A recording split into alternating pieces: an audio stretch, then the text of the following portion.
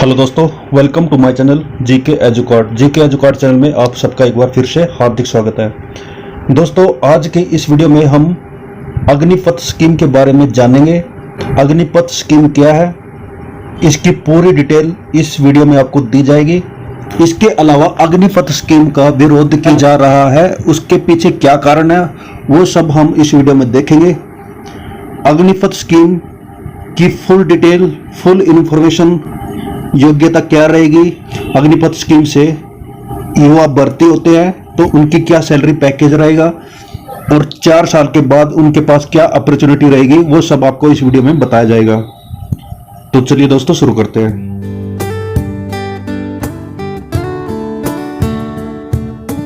First आ जाता है आपके लिए अग्निपथ स्कीम क्या है। अग्निपथ स्कीम जो है भारतीय सरकार के द्वारा लॉन्च की गई है, जिसमें 17.5 साल से लेकर 21 साल के युवा को भारतीय सेना में, चाहे वो थल सेना हो, वायु सेना हो या फिर नौसेना हो, 4 साल के लिए भर्ती किया जाएगा। अग्निपथ स्कीम जो है वो सिर्फ जवानों पर लागू होगी, यानी इस भर्ती के तहत जो है सिर्फ जवानों को भर्ती किया जाएगा। अफसर या अधिकारी पर यह योजना लागू नहीं होगी। इस योजना के तहत जो है हर साल करीब 40 से 45 हजार युवाओं को भर्ती किया जाएगा और भारतीय सरकार का प्लान है 1.5 वर्ष के अंदर 10 लाख युवाओं को भर्ती किया जाएगा। अगले 90 दिन के अंदर जो है 40,000 भर्तियां भारतीय सेना के द्वारा निकाली जाएगी, जिसमें आर्मी के लिए 40,000 वैकेंसीज होगी, एयरफोर्स के लिए 3,500 वैकेंसीज होगी और नेवी के लिए 2,500 वैकेंसीज होगी। इसके अलावा इंडियन डिफेंस के अंदर लड़कियों को भी मौका दिया जाएगा, जो सिर्फ वायुसेना और नौसेना में होगा। इंडियन आर्मी में सिर्फ युवकों को भर्ती किया जाएगा, लेकिन वायुसेना और नौसेना में लड़कियों को भी भर्ती करने का मौका मिलेगा। जब भर्ती के लिए नोटिफिकेशन निकाला जाएगा तो उसमें 10वीं व 12वीं पास युवाओं को मौका मिलेगा। फिर उनका फिजिकल टेस्ट होगा, फिर उनकी भर्तियां मेरिट और मेडिकल टेस्ट के आधार पर की जाएगी। अग्निपथ में जो युवा भर्ती होंगे उनका नाम रखा जाएगा अग्निवीर, जो कि 4 साल के लिए इंडियन डिफेंस को अपनी सेवा देंगे। इसके साथ ही भारतीय सेना में जो रेजिमेंटेशन सिस्टम है उसको खत्म कर दिया जाएगा।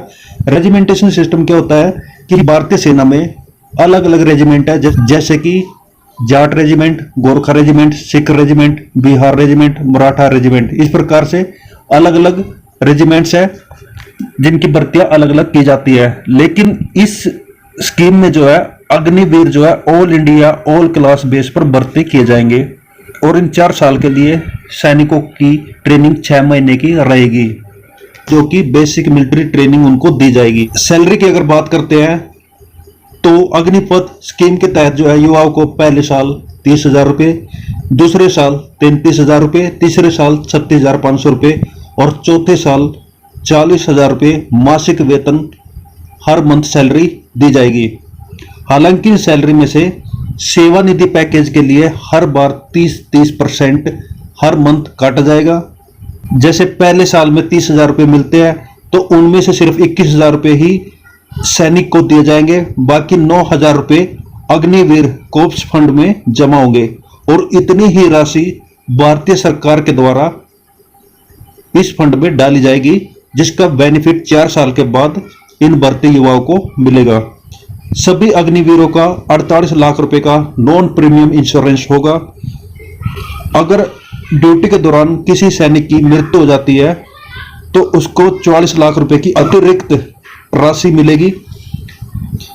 तो ये थी अग्निपथ स्कीम, जिसको एक टूर ऑफ ड्यूटी का नाम दिया है कि भारत के ज्यादा से ज्यादा नौजवानों को भारतीय सेना में भर्ती किया जाए, जिससे जो है हर युवा को भारतीय सेना में सेवा करने का मौका मिलेगा, जो कि अभी तक नहीं मिलता है।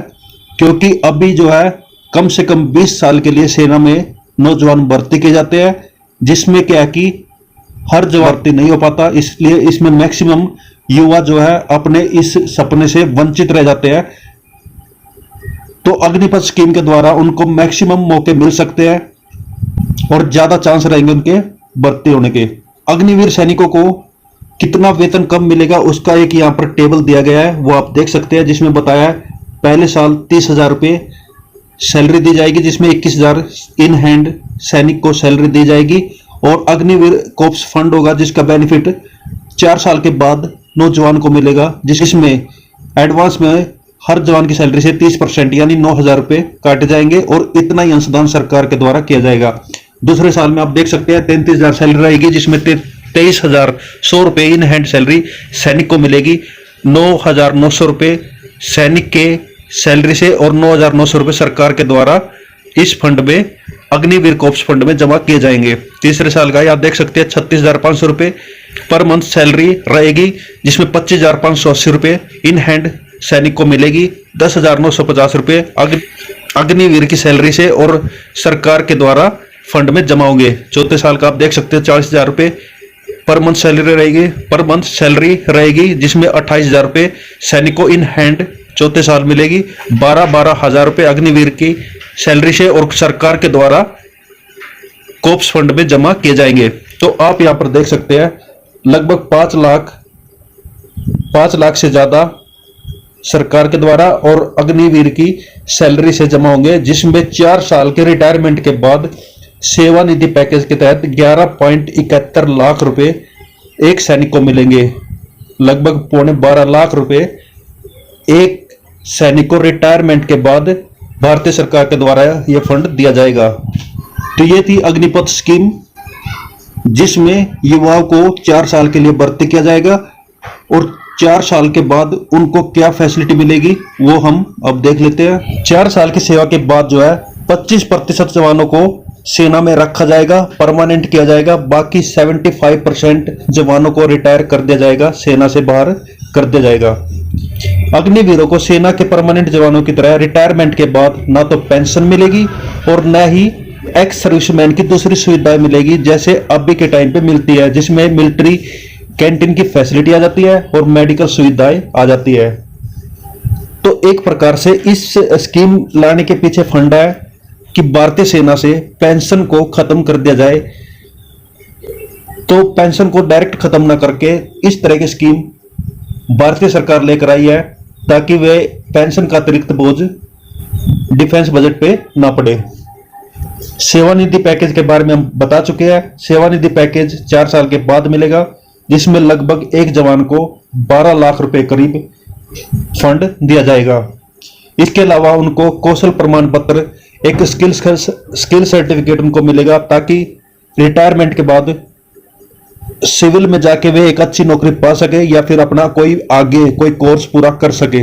अगर वे और आगे पढ़ना चाहते हैं तो उनको एक फाइनेंशियल सपोर्ट मिल सके। जो जवान 10वीं करके इस स्कीम के तहत सेना में भर्ती होता है तो उसको NIOS यानी कि national institute of opening school यानी ओपन स्कूल से उनको 12वीं का प्रमाण पत्र दिया जाएगा, जो कि 12वीं पास के इक्विवेलेंट होगा। अग्निवीरों को सेवा मुक्ति के बाद पैरामिलिट्री फोर्सेज यानी CAPF, central armed police forces और असम राइफल्स में उनकी भर्ती की जाएगी, अगर अग्निवीर सेवा मुक्ति के बाद आगे देश के लिए कुछ सेवा करना चाहते हैं। क्योंकि इस स्कीम का विरोध भारत में हर जगह पर हो रहा है, इसलिए कई राज्य सरकारों ने जैसे कि उत्तर प्रदेश, मध्य प्रदेश, उत्तराखंड, हरियाणा और असम की सरकारों ने अग्निवीरों की सेवा के उपरांत उनको राज्य पुलिस में प्राथमिकता देने की बात कही है। कई बड़ी कंपनियों ने भी अग्निवीर को अपने यहां हायर करने का भी ऐलान किया है। विरोध के क्या कारण है, अग्निपथ स्कीम का इतना विरोध क्यों हो रहा है, उसके बारे में कुछ पॉइंट यहां पर देख लेते हैं। क्योंकि केंद्र सरकार की अग्निपथ योजना का देश भर में विरोध प्रदर्शन किया जा रहा है, जिसमें विपक्ष दल, रक्षा विशेषज्ञ और युवा अलग अलग अपने तर्क दे रहे हैं। युवाओं का सोचना है कि 4 साल की सर्विस का कॉन्ट्रैक्ट पूरा कर लेने के बाद उनके भविष्य का क्या होगा। कुछ युवाओं का कहना है कि उन्हें 4 साल की भर्ती नहीं चाहिए, 4 साल से ज्यादा समय के लिए तो वे भर्ती होने के लिए मेहनत करते हैं, फिर 4 साल की नौकरी ही क्यों करें। कुछ युवाओं का सोचना है कि अग्निवीर स्कीम आने से नियमित रूप से भारतीय सेना में भर्ती बंद हो जाएगी, जिससे उनकी मेहनत बेकार जा सकती है। कुछ युवाओं का यह कहना भी है कि 2 साल से भारतीय सेना के अंदर कोई भर्ती नहीं हुई है। नई स्कीम के आने से उनकी उम्र सीमा से वे बाहर हो जाएंगे। इसलिए रक्षा मंत्रालय ने, इंडियन डिफेंस मिनिस्ट्री ने घोषणा की है कि अग्निपथ स्कीम में भर्ती होने के लिए ऊपरी सीमा 21 वर्ष से बढ़ाकर 23 वर्ष कर दी है।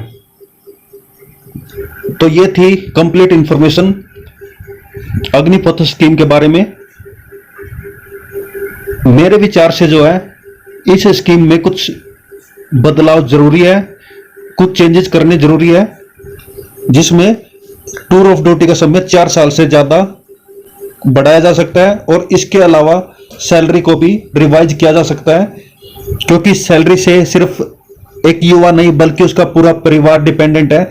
इसलिए सरकार को एक बार इस अग्निपथ स्कीम के बारे में दोबारा फिर से सोचना चाहिए। तो दोस्तों, आपके जो विचार है आप कमेंट करके बता सकते हैं। तो थैंक यू दोस्तों आज की वीडियो के लिए। जय हिंद, जय भारत, वंदे मातरम।